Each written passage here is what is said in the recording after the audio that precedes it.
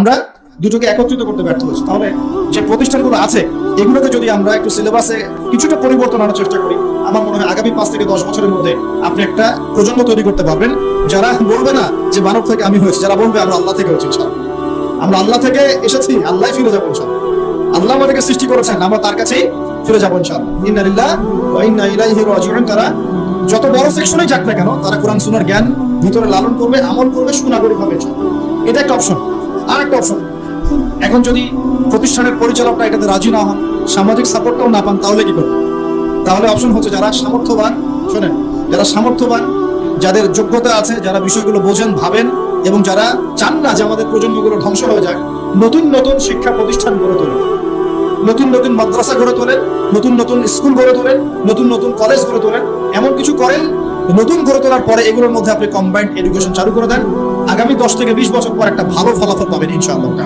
যে যদি মূল্যায়ন করা হয় 1 বছর লাগবে না ইনশাআল্লাহ, পুরো প্লে থেকে নিয়ে 10 পর্যন্ত, এইচএসসি পর্যন্ত পুরো সিলেবাসটাকে আমরা ইসলামাইজড করে, জেনারেল এবং ইসলামিক শিক্ষার সমন্বয় করে পুরো জাতিকে পরিবর্তন করে মিশন হাতে নিতে পারবো ইনশাআল্লাহ।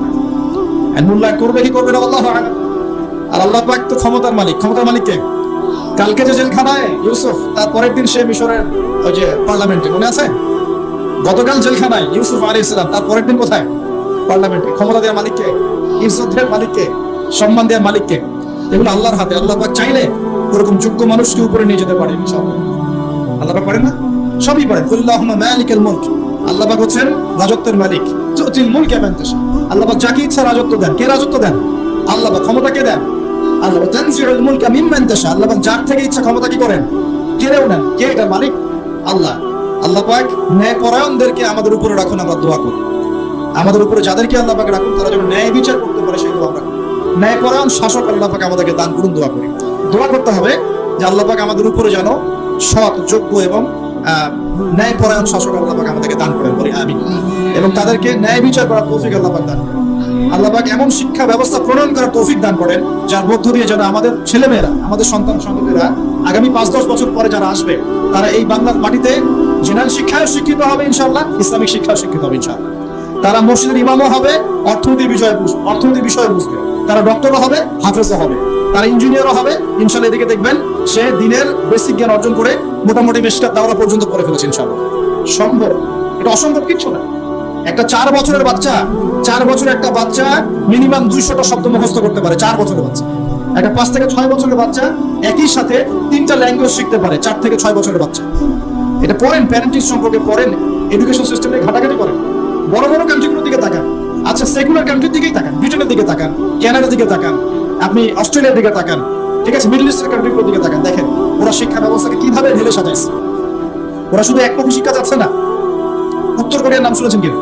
আচ্ছা চায়নার কথা বলি, উত্তর কোরিয়া পরে। চাইনিজদের মধ্যে কি কোরআন আছে? আছে। তাহলে সারা বিশ্বের ব্যবসা এবং টেকনোলজি, প্রযুক্তি, হ্যাঁ, এই যে ইলেকট্রনিক ডিভাইস গুলো সবকিছু ওদের নিয়ন্ত্রণে কেমন করে? পরিশ্রম। কারণটা কি? পরিশ্রম, জ্ঞান, ওই সেকশনে তারা যোগ্যতা অর্জন করেছে। এখন যদি চায়নার মানুষরা, আল্লাহ কবুল করি, যদি চায়নার মানুষরা দেখা যায় যে আগামী 10-20 বছর পর এরা বেশিরভাগই মুসলিম হয়ে গেল, কথার কথা, তাহলে ওদের ওই জ্ঞানটা, বৈষয়িক সেই জ্ঞানটা আর ইসলামিক এই ঈমান যখন একত্রিত হবে, ওরা শক্তিশালী হবে না? ওরা কিন্তু তখন বেশি শক্তিশালী হবে। কথা কি বুঝতে পারছেন? মনে করেন উত্তর কোরিয়া, ওরা এখন খালি পারমাণবিক মিসাইল বানায়, খেয়াল করছেন কি? ওটা দিয়ে আমেরিকাকে ভয় দেখায়। তো আল্লাহ যদি কবুল করেন, ওরা যদি বেশিরভাগ মানুষ আগামী 20 বছর পর মুসলিম হয়ে যায়, ওরা শক্তিশালী হবে না? আমরা এটা বুঝতে হবে যে মানুষের জ্ঞানকে অবমূল্যায়ন করা যাবে। ওই জ্ঞান ঠিক আছে, এর মধ্যে ইসলামিক জ্ঞানটাকে ইনজেক্ট করলে একটা ভালো প্রজন্ম তৈরি করতে পারবেন ইনশাআল্লাহ। এটাই আমাদের উদ্দেশ্য, এটাই আজকের কথা বলার মূল উদ্দেশ্য। আল্লাহ পাক আমাদেরকে বোঝার তৌফিক দান করুন। ইসলামিক জ্ঞানটাকে সর্ব জায়গায়, সর্বমহলে ইনজেক্ট করার চেষ্টা করতে হবে। আল্লাহ পাক সবাইকে এই কথাগুলো বোঝার তৌফিক দান করুন। এবং এতে কোনো ক্ষতি নাই, এতে আমাদের লাভ, আমাদের পরিবারের লাভ, আমাদের সন্তানদের লাভ, এবং পরের প্রজন্ম যেটা আসবে ওরা আমাদের জন্য দোয়া করবে ইনশাআল্লাহ। বলবে যে আল্লাহর সৌভাগ্য যে আমরা আমাদের উপরে এমন মানুষদেরকে পেয়েছিলাম যারা ইসলামকে ধ্বংস করে নাই, ইসলামের বিজয়ে অগ্রণী ভূমিকা পালন করেছে। অন্যথায় কি হবে? অন্যথায় দেখেন কি হয়। আমরা এখন পেপার পত্রিকা খুললে, একটু মনোযোগ দেন, পেপার পত্রিকা খুললে আমরা কি দেখি?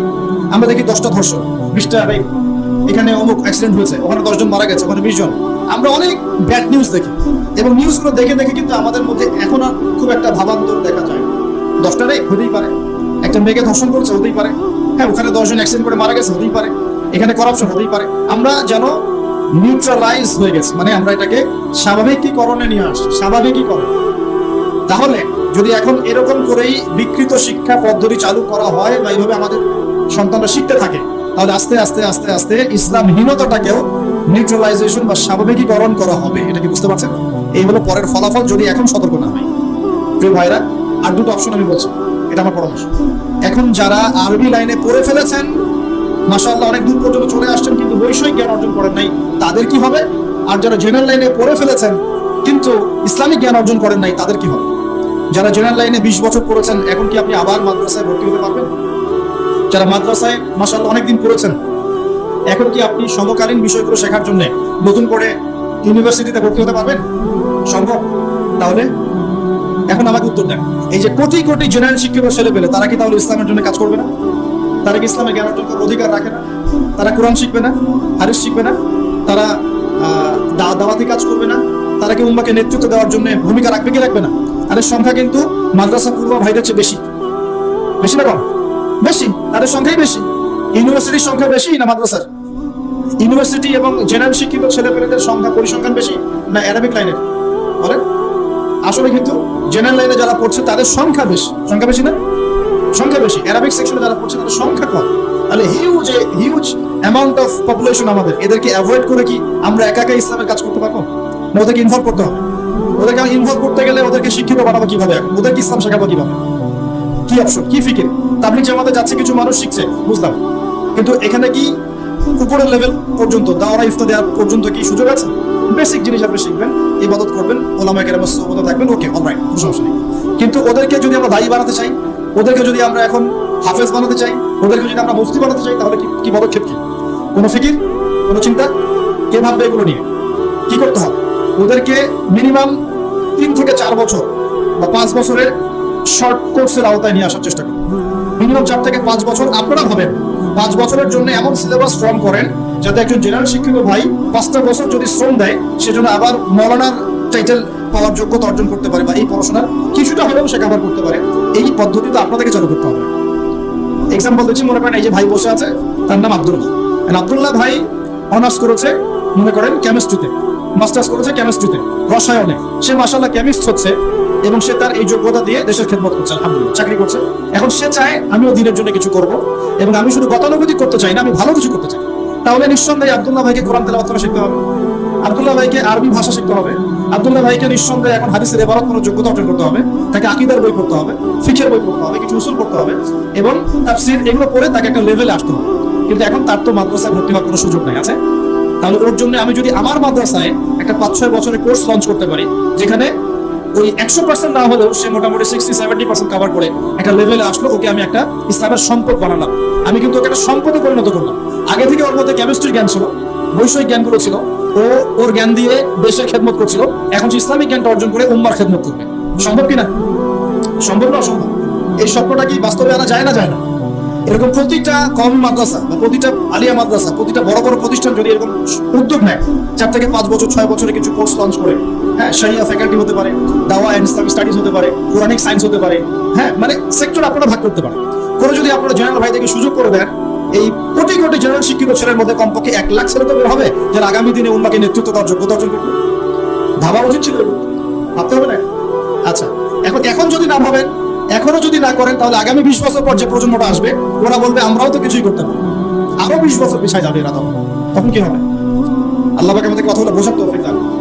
আরেকটা বিষয়, এখন মনে করেন ইসলামিক লাইনে যারা পড়াশোনা করেছেন মাশাআল্লাহ, কিন্তু ইকোনমিক্স পারছেন না, ইংলিশ পারছেন না, আইসিটি পারছেন না, বা সমকালীন জিওপলিটিক্স বুঝতে পারছেন না, সমাজের মানুষ তাদেরকে মূল্যায়ন করছে না।